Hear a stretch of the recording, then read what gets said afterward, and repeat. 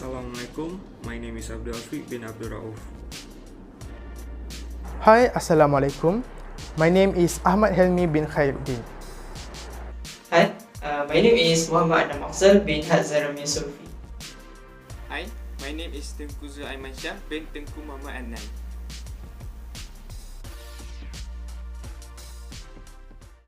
Assalamualaikum, my name is Abdul Afiq bin Abdul Rauf.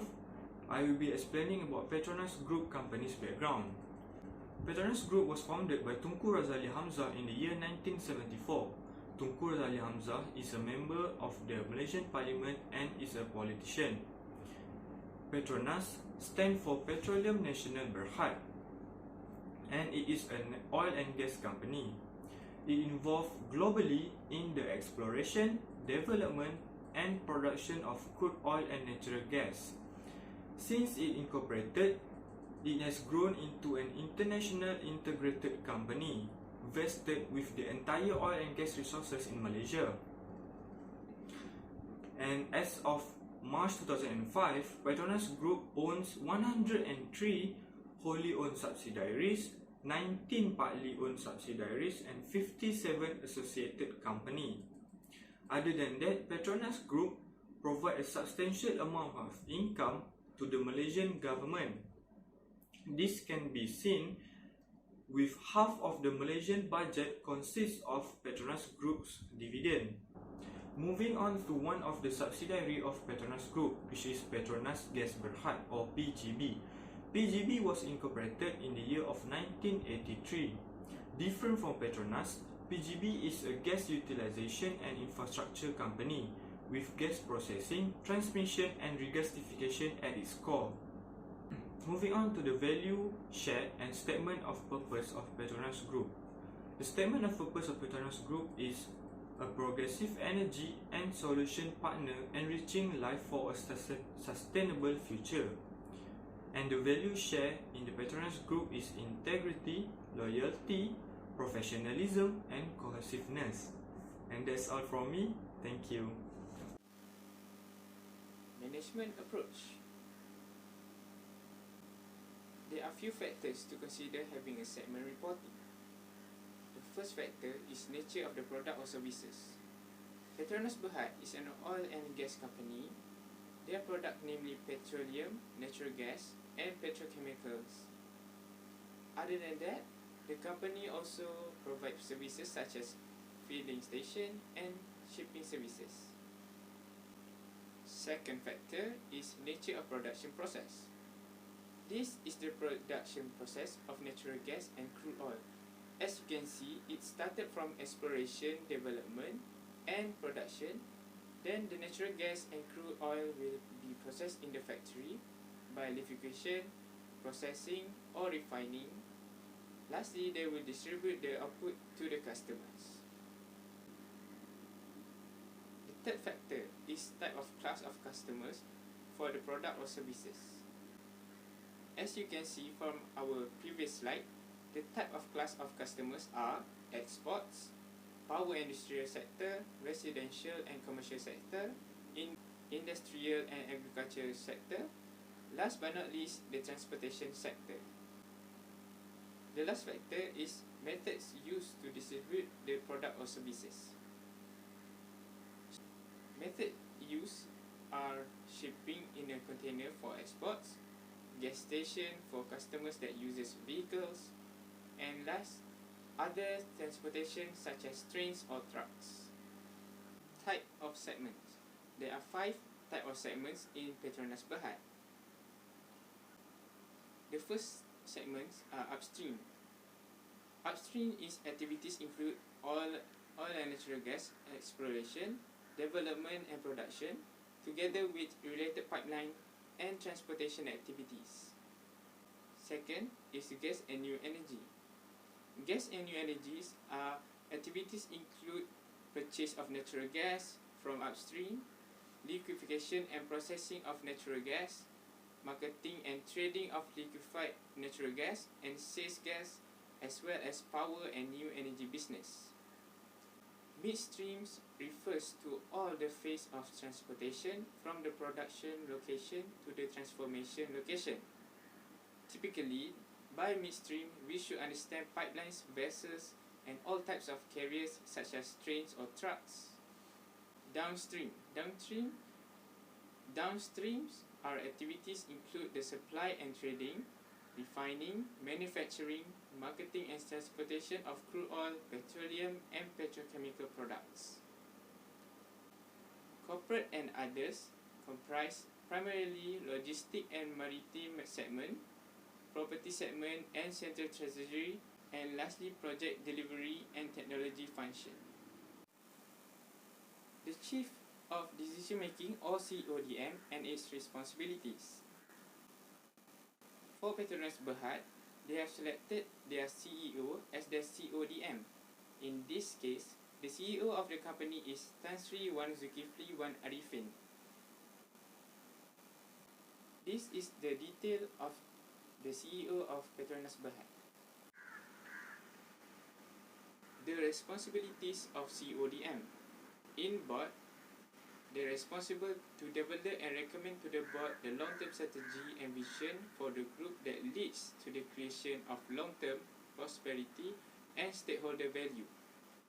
Next is to develop and recommend to the board the operational plan and budget that supports group long-term strategy.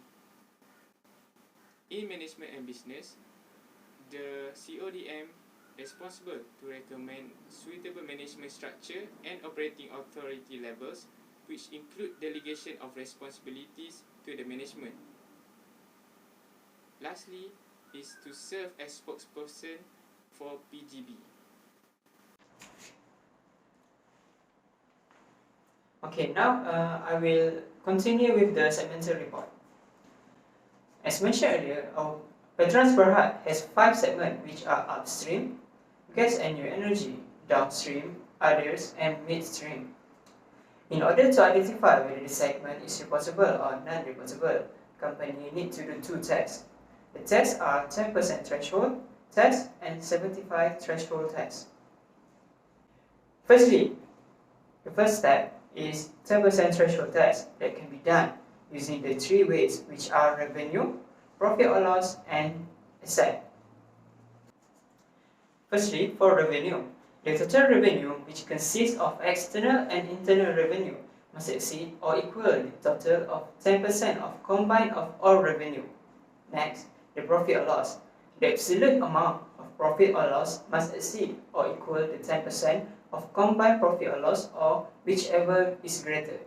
And lastly, for assets, it also must exceed or equal the 10% of total assets combined. For the Petronas Berhad, we will be testing our 10% threshold test on revenue. The second step is 75% total revenue requirement. The total revenue of reportable segment combined must exceed or equal to 75% of total all external revenue combined. If the total external revenue exceeded 75%, then the company need not to find any additional segment later. On the other hand, if the total external revenue did not meet the 75% requirement, company need to take the highest non-reportable segment to be included with the other reportable segment so that it will exceed the 75% requirement. Now, let's take a look at the 10% threshold test. Look at the upstream segment. The total of the third parties and inter-segment combined total are 102,592,000. The figure then will be divided with the total of all revenue combined, which is Rm 279,621,000. Since the percentage of the upstream segment exceeded 10%, hence it will be recognized as a reportable segment. The same goes with the gas and new energy segment, downstream segment, and midstream segment. All these segments exceed the 10% threshold test. However, for other segment, it did not achieve the 10% threshold test, so it will be recognized as a non-reportable segment. After identifying the 10% threshold test, then we will proceed with the 75% revenue requirement. First, we must total up all the external revenue of the reportable segment. In this case, we add up all figures of upstream, gas and new energy, downstream and midstream. We will get the total of 254,439,000. Then, we will divide the figure with the total combined of all external revenue of reportable segments. So, 254,439,000 divide with 268,113,000 times with 100%, and we will get 94.9%. Since the percent achieved exceeded 75%, hence Petronas Berhad need not to find any additional segment. As you can see in the new segmental report reproduced, the reportable segment will have 4 segments, which are upstream segment, gas and new energy segment, midstream segment, and downstream segment. On the other hand, other segment will be included in the non-reportable segment. Next, I will talk about the conclusion, which is the advantages and disadvantages of segmental reporting. As for the advantages, the first one is transparency. For business that operates in various areas, segmental reporting can show and pinpoint which areas are profitable and which is the least profitable. So for Petronas Berhad, we can see the downstream segment is the most profitable while the midstream segment is the least profitable. Secondly, useful for decision making. Internal and external users can make better decisions because the transparency on the business performance. The management can now be able to decide whether to focus on improving the least profitable segments, which is the midstream segments, or to focus on the most profitable segments, which is the downstream segments. And lastly, the risk and return assessment. Investors and creditors can assess to risk and returns of the company as the segments disclose a true and fair view of the business performance and activities. As for the disadvantages, the first one would be that the company will incur higher costs. Segmental reporting will incur costs of disclosure. Some companies provide different formats for the internal and external reporting. This will increase the operating costs, resulting in a higher cost for the company to bear. Second is intense competition. Segmental reporting will lead to competitive damage as the confidential information on the profitability will be exposed to competitors. And lastly, misleading information.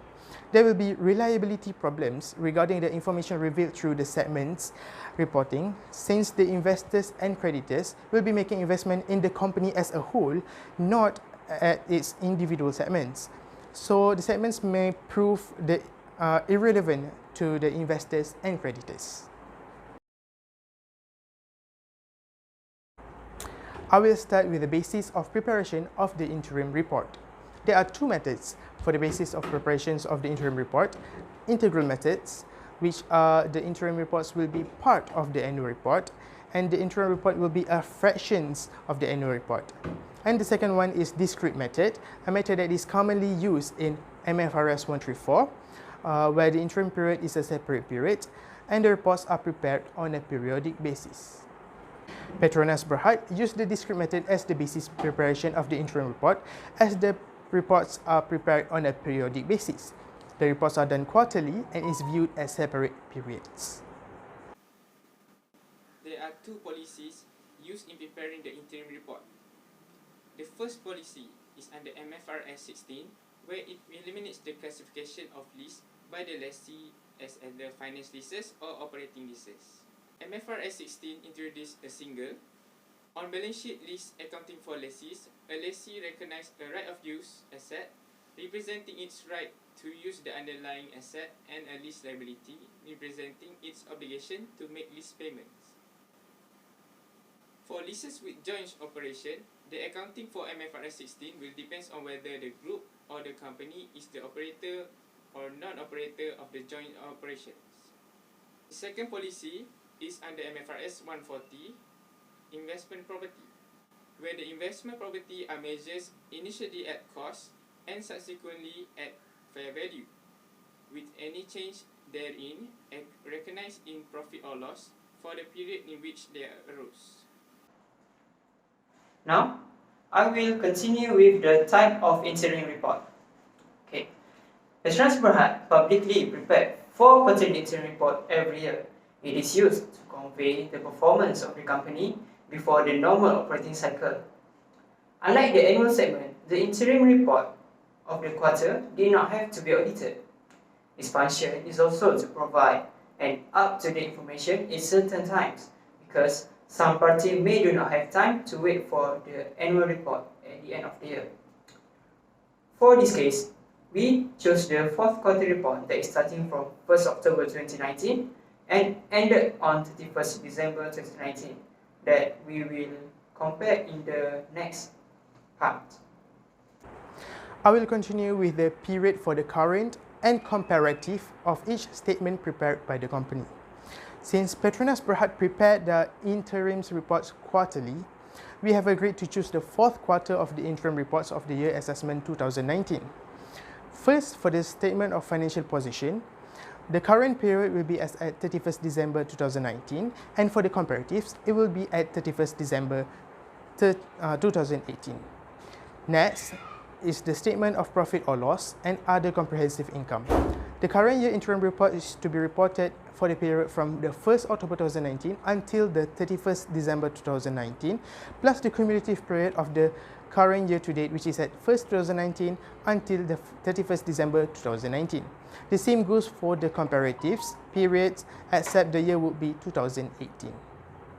Lastly, for the statement of changes in equity and the statement of cash flow, the interim report will be the cumulative periods for the current year to date, which is at 1st January 2019 until the 31st December 2019 for both statements, as well as for the comparatives, except for the year will be 2018. Assalamualaikum, it's me again, Abdul Afiq bin Abdul Rauf, and I will be explaining on this question.